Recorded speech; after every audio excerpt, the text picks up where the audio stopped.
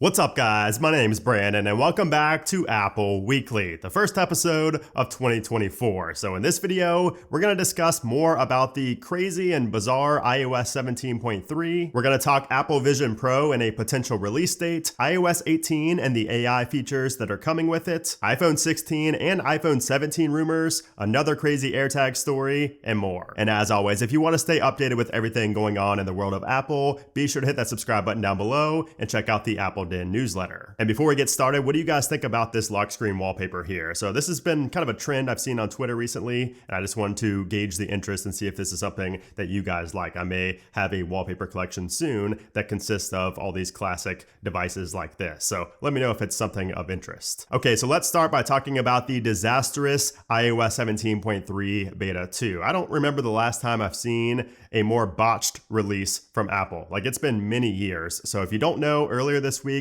Apple released iOS 17.3 Beta 2 to developers, and pretty much right away, within the first hour, we noticed that there were boot loop issues. So some people were getting a boot loop, and force restarting your phone did nothing. You would basically have to completely wipe your device via DFU mode and start fresh and back up from your iCloud backup, or just pretty much lose all of your data. So there's been a couple of scenarios that people think, may have caused this. So we've seen that it could be caused by having backtap enabled. So a lot of people said that, if you disable backtap and install 17.3 Beta 2, you'll be just fine. But some people did that and they still got into boot loop. So it's kind of still unknown at this point, and Apple didn't actually put out a statement or anything. They kind of just pulled 17.3 Beta 2 3 hours after it was released. Like I said, this was known, this boot loop issue was known within the first hour, but it took Apple 3 hours after it released to pull the update, which in my opinion is inexcusable. Like, number one, it's inexcusable to have this happen in the first place, especially when you had the whole holiday break to make sure that this was fine and ready to be pushed out for developers. And number two, the fact that it took an additional 2+ hours after it was, noticed for Apple to pull it from the database and pull it from the over-the-air updates. So I don't know, this situation is just bizarre. And like I said, I don't remember the last time I've seen this, if ever, on an iPhone. Now, keep in mind, this is a developer beta, so there are, some arguments out there that are like, well, this is why you shouldn't install developer betas and why you should always have your device backed up if you're installing developer betas. And yes, that's true, but at the same time, again, this just never happens. It does not happen frequently at all. But nonetheless, this was a pretty interesting scenario, and I installed this on 3 different devices and I did not get a boot loop one time. So it was just kind of hit or miss depending on who it affected. But the more interesting thing here is that Apple did not push out a re-release of Beta 2 this week. So some people thought it would come the same day. Myself, I said that it could come the next day, but we didn't see anything this week. So it's going to be really interesting to see what Apple does next week, because we could see a 17.3 Beta 2 re-release with a different build number, or we could see Apple just completely skip Beta 2 and just go on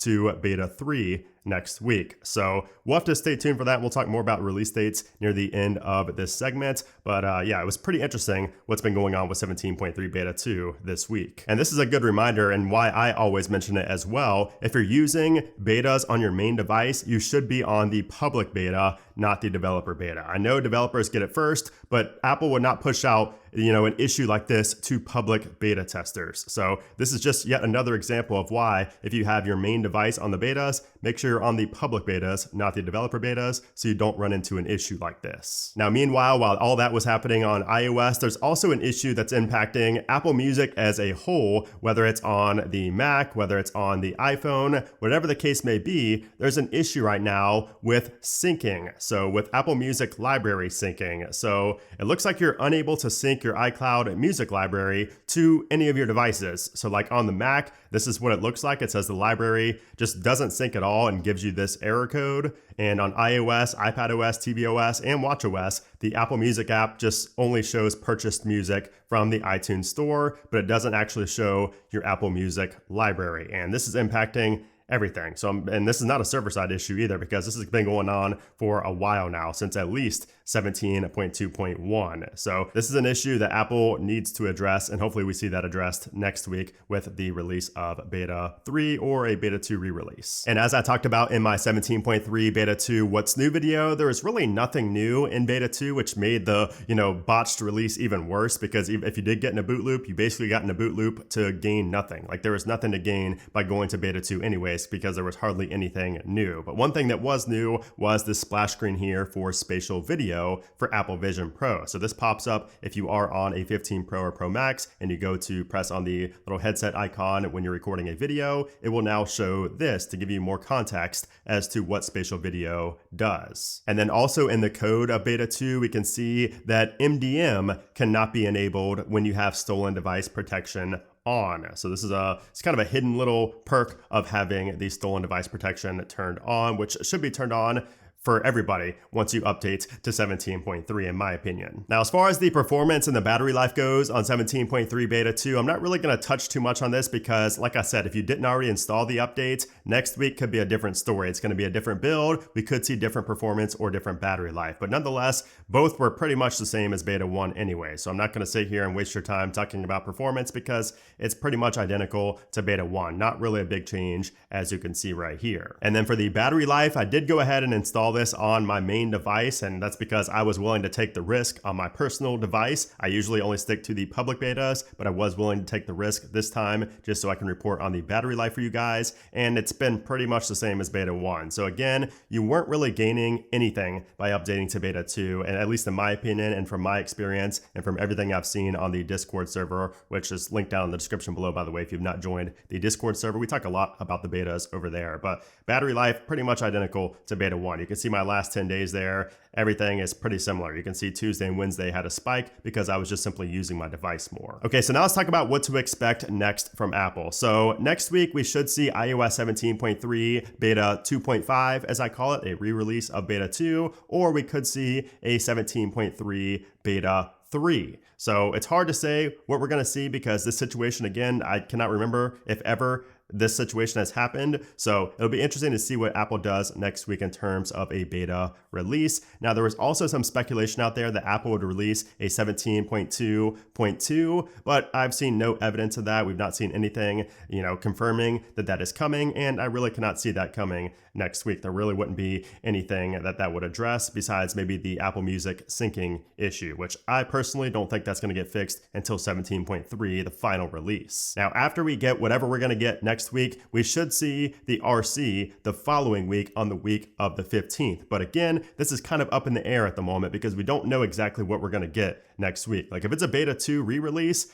that means that we may see Beta 3 get pushed back to the 15th and then the RC on the 22nd, and then all of a sudden we're having a final release on January 29th. So that's why I said, in my What's New video earlier this week, that regardless of what happens, we should see the final version of 17.3 on either the week of January 22nd or January 29th. I really just cannot see Apple pushing this update into February, especially if we get the Apple Vision Pro around that time, which we'll talk about here in a moment. So as always, just keep it locked to the channel. I will give you guys updates when something does get released. Now, one thing to keep in mind is that next week is CES, so I will not be here to cover the beta, unfortunately, next week, the week of January 8th. So I will post on Twitter about it though, and I may put something in the community tab here on YouTube as well. Regardless, in some form, I will update you guys about a new update, but unfortunately, I will not have a video on it. All right, so now let's move on to the latest Apple news, and let's start with Apple Vision Pro and a potential release date and why it might be a lot sooner than you think. So early this week, a Chinese investor site called Wall Street Insights shared an exclusive about the Vision Pro, and they said that it's going to launch on Saturday, January 27th in the United States. And they clarified that in the United States, this will be the date because in China time, that will be on Friday, which is when Apple usually releases products. But they were saying this is coming on a Saturday. And that was pretty sketchy because I could not remember the last time an Apple product was released on a Saturday, but things got interesting when Mark Gurman chimed in and reminded us this. The original iPad was released on a Saturday. January 26th is indeed the date floating around the last few days among people in China who claim to be connected to Apple. Like I said, units will be ready by the end of January with a retail launch by February. It's imminent. So that final statement got me super excited because that means that we should, in theory, see the Apple Vision Pro, at least something about a release at the end of January. So January 26th is when we could be seeing something related to the Apple Vision Pro. If it's not an actual launch, we should see something official from Apple come out either, late that week or early the next week. So this is exciting, and I know it's not a super popular product. It's not going to be a super popular product amongst normal people out there, but for the enthusiasts like myself, this is pretty exciting. And of course, I will bring you guys the unboxing reviews, all that stuff here on the channel. Anyways, let's move on to something a lot more accessible and a lot cheaper, iOS 18, which of course will be a free software update that will start in the beta programs, the beta versions in June, which is just a few months away, which is insane. But anyways, we now have more information about the generative AI capabilities that are going to be in iOS 18 and the Siri, the new Siri. So this comes from a report from Yo1122 on Naver. And keep in mind, this is pretty broken English, but you can see it says generated AI version of Siri on Apple's Ajax-based model announced at WWDC. Adds more personalization and natural conversations to Siri, adds efficient management between devices such as various Apple iPhones, adds a new Apple-specific creational service, which is likely referencing the Siri-based shortcuts that we heard about earlier, and they mention a couple of other things here. And you will notice, again, it's broken English, but it's also very vague. But they are pretty confident that we are going to see those generative AI features built into Siri with iOS 18. And that is something I am super excited about because Siri has been the laughingstock of personal voice assistants for pretty much ever since it came out. So this could be revolutionary for Apple and Siri, and hopefully it does not let us down. Now, looking a little bit further ahead to September and the iPhone 16, we have some new rumors here as well. According to Ming-Chi Kuo, iPhone 16 models will be getting a 48 megapixel ultra-wide camera in addition to the 48 megapixel main lens. So this will be the first iPhone with two 48 megapixel cameras on the back. And of course, the telephoto is going to remain at the 12 megapixels. So this has me excited because I personally like taking a lot of photos in 0.5x where you get really zoomed out, but the quality is never that great. So in theory, we should see Pro RAW support come to the ultra wide, the 0.5x shots, which will be a huge deal because it'll be much better quality and you'll be able to manipulate the photos and edit the photos, get more color out of those photos compared to what we saw on the 15 Pro and Pro Max. And then Kuo also does go on to mention the iPhone 17, which is coming in 2025. And he said the front camera of the iPhone 17 will be upgraded to a 24 megapixel lens versus the 12 megapixel lens on the 15 and 16, which will significantly improve the image quality. So me personally, I've never had a complaint, or I've never really thought that the front-facing camera quality was bad. I mean, ever since like the iPhone 14, I believe, the camera quality has been excellent from the front-facing camera. And I think that's mainly due to Smart HDR4. So I guess the 13 and the 14 both had great, front-facing camera quality because of Smart HDR4. But I think that, with Smart HDR5 and the 15, it was elevated a little bit. So apparently with the iPhone 17, we should see an upgraded camera in terms of megapixels, and we'll probably also have a new generation of Smart HDR as well. So those selfies should look really good in a couple of years. And then finally, as tradition, let's talk about another crazy AirTag story. And this one comes from a Florida man, so it's going to be pretty bizarre and out there. So a Florida man had his wallet, his truck keys, his house keys, and his sunglasses stolen from his own house. And he had a suspicion that his friend Patrick was the one who did it. So he called the police, he told them what happened and his theory about Patrick. But of course, Patrick denies any involvement when police went to his house and knocked on his door to ask him about it. So the police dropped it.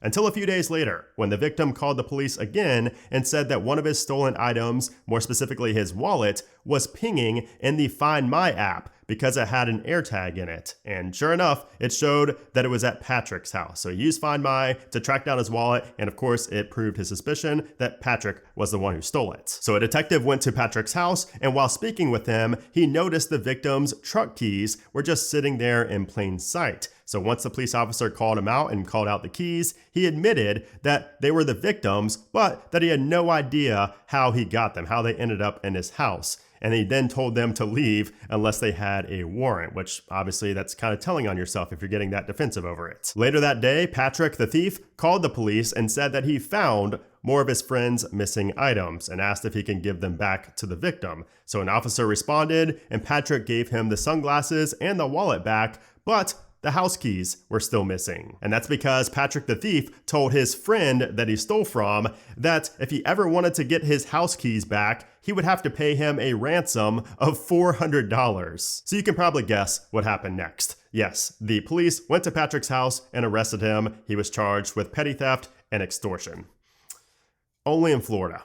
So I had to mention that here on the channel because we've been covering crazy AirTag stories for well over 2 years now, and that was definitely a first. And of course, it was in Florida. So just put your AirTags on everything and just watch who you keep close to you because not everybody is your friend like you think they are. So anyways, guys, there you have it. That is everything going on in the world of Apple. A pretty slow week in terms of Apple news. That's typically how it is in January, and it's probably going to be that way, honestly, until springtime or potentially even June. But nonetheless, I will still be bringing you guys Apple Weekly episodes every Saturday for the entire year. So hope you guys enjoyed this episode. If you did, I would appreciate if you gave it a thumbs up. Also be sure to subscribe to the channel if you want to see more episodes just like this. But anyways, guys, thanks again for watching, and I'll see you soon.